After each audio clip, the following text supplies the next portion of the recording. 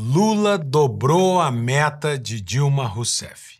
Depois de um primeiro ano de governo, fazendo basicamente uma política de sustentação com a grande mídia, através de contratos de patrocínio, com o Supremo Tribunal Federal, um primeiro ano viajando pelo mundo e fazendo reforma no Palácio, um ano primeiro de governo em que Lula se dedicou a construir uma narrativa de golpe e a começar um processo de vingança contra os seus detratores. Agora, finalmente, começa o governo Lula da Silva, o terceiro de Lula e o quinto do PT.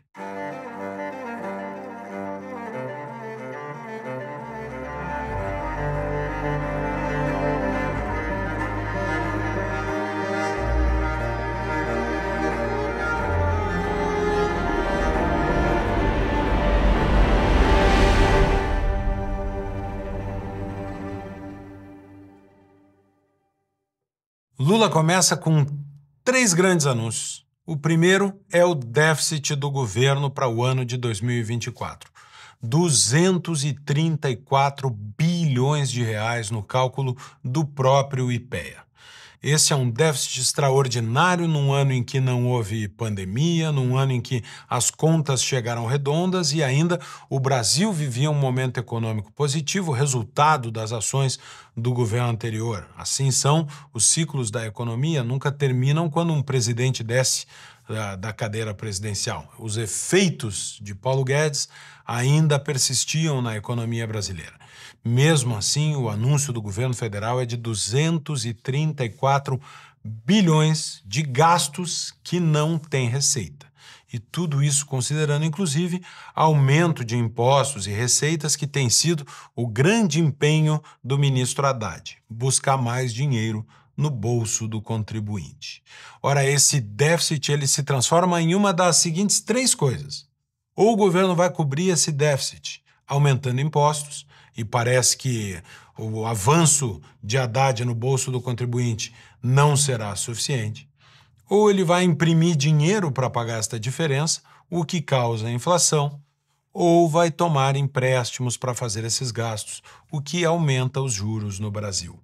E, afinal de contas, todos nós pagaremos esses empréstimos no futuro.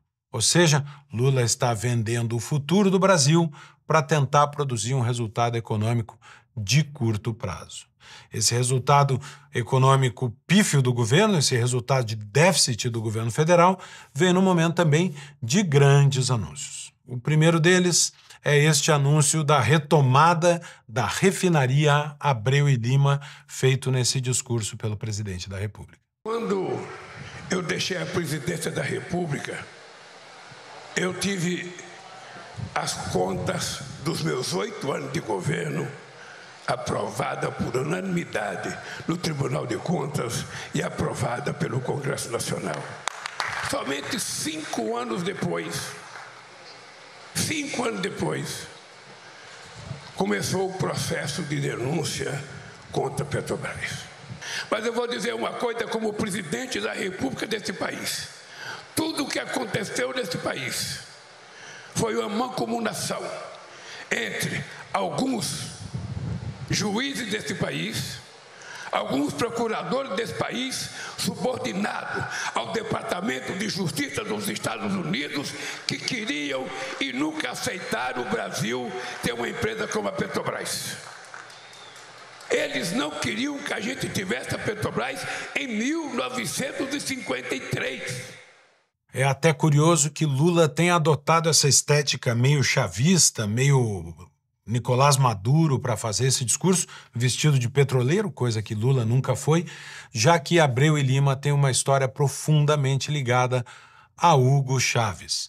A refinaria começou como um projeto que seria conduzido pela PDVSA, a Companhia de Petróleo Venezuelana, e a Petrobras em conjunto. Inclusive, como você vê nessa foto, Lula e Chávez estiveram juntos visitando as obras da refinaria. Era para ser um processo binacional. Ao fim e ao cabo, é claro, a Venezuela não colocou nenhum dólar nesse processo e a Petrobras acabou assumindo Abreu e Lima. Assumiu Abreu e Lima com um orçamento que era de 12 bilhões de reais. Agora Lula anuncia que colocará mais 8, mas não é 12 mais 8, porque a verdade é que aquele orçamento original foi excedido em quase 10 vezes.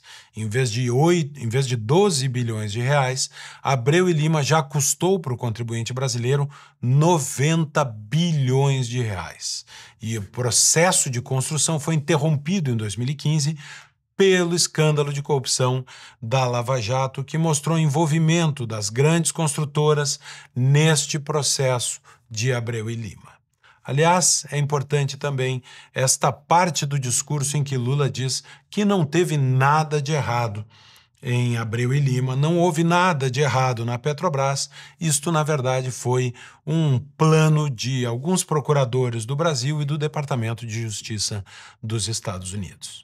Ora, se não houve nada de errado na Petrobras, por que é, então, que a Petrobras fez um acordo na justiça americana assumindo a corrupção e o dano que a corrupção causou para aqueles que eram acionistas da empresa nos Estados Unidos? Se não houve nenhum problema na Petrobras, como é que um gerente da empresa, chamado Pedro Barusco, devolveu 120 milhões de reais que estavam em suas contas bancárias para a empresa, admitindo que elas eram fruto de corrupção?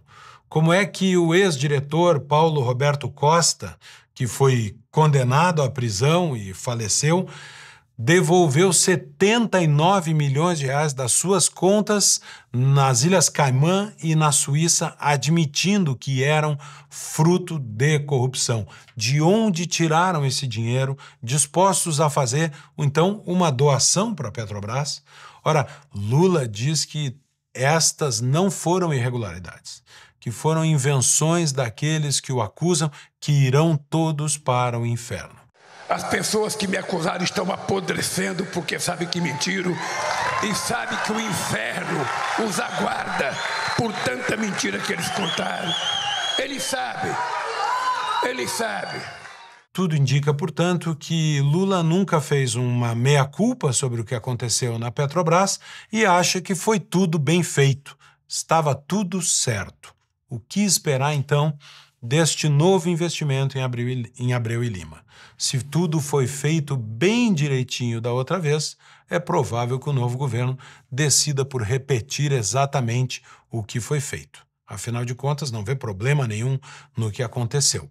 E estes 8 bilhões que Lula anuncia agora, só saberemos daqui a alguns anos em que verdadeiro tamanho alcançaram. O curioso é que teve gente que achou que seria diferente.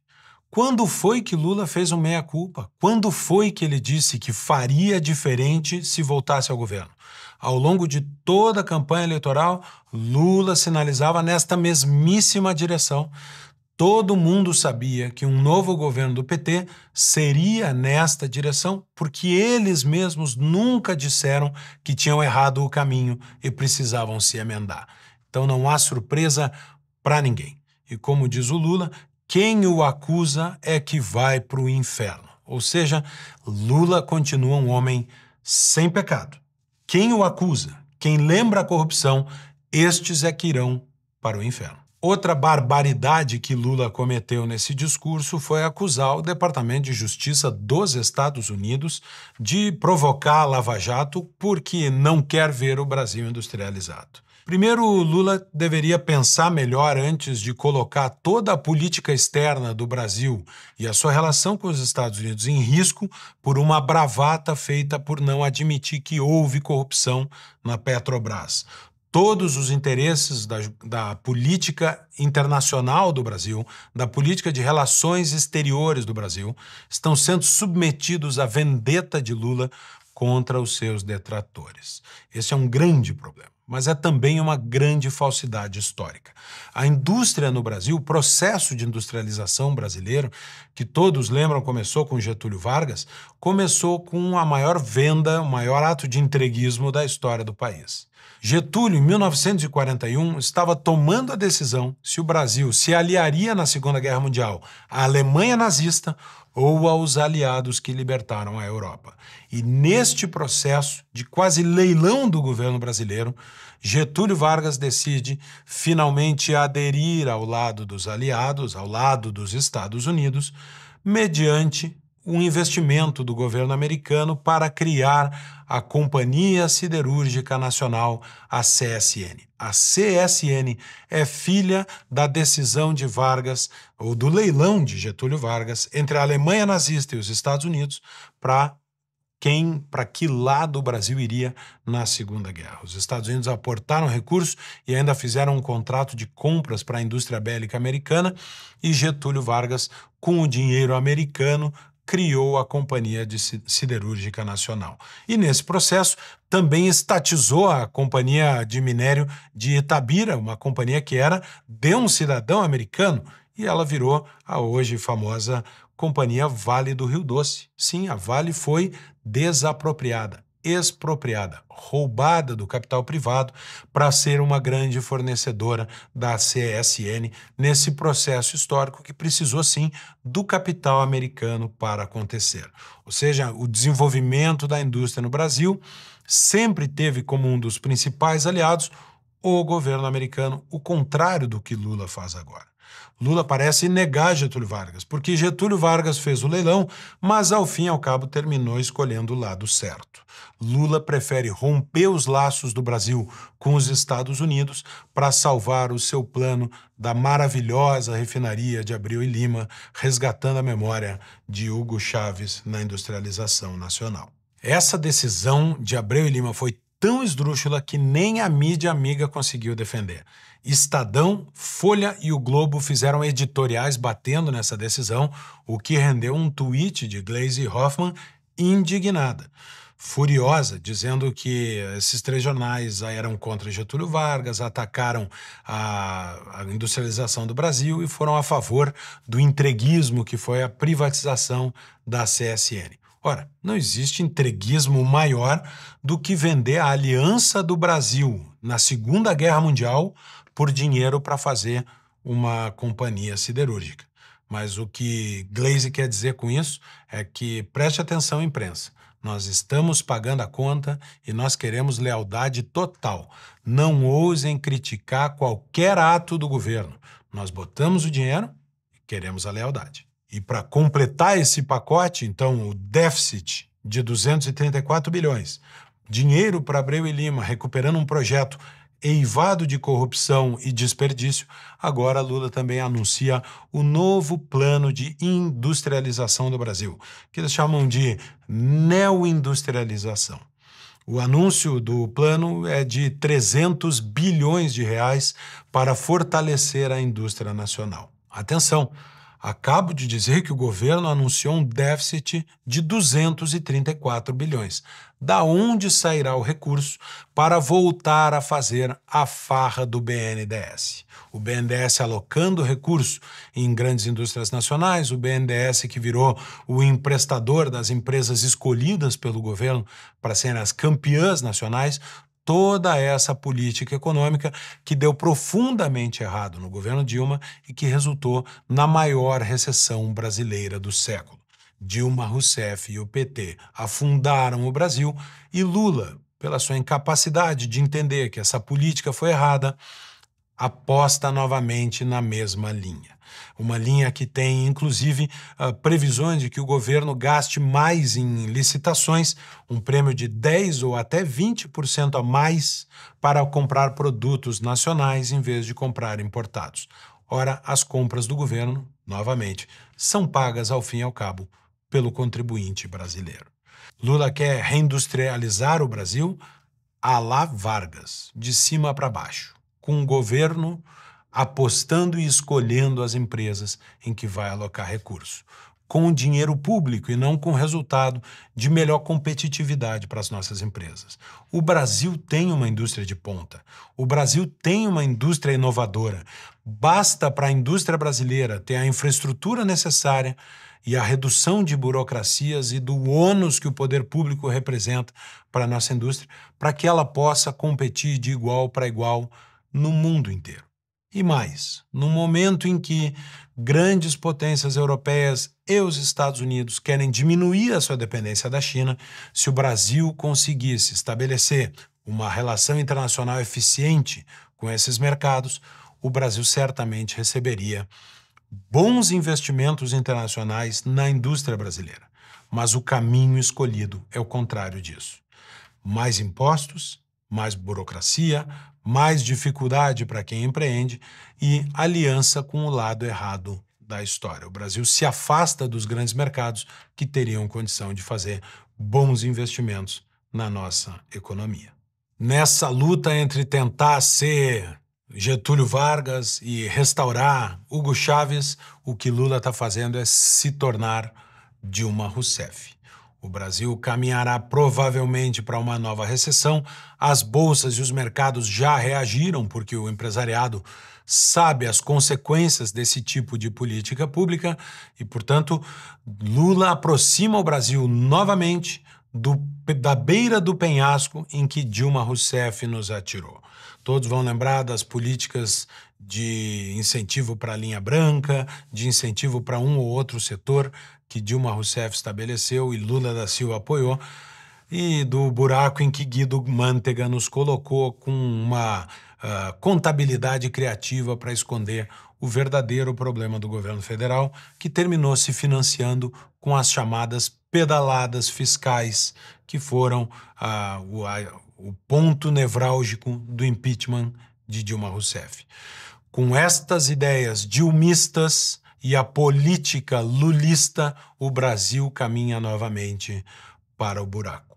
Salvo ser a economia do Brasil reagir, a indústria brasileira reagir e nós consigamos redirecionar o processo econômico do país para um processo voltado a um mercado aberto, livre e com livre concorrência para as nossas empresas.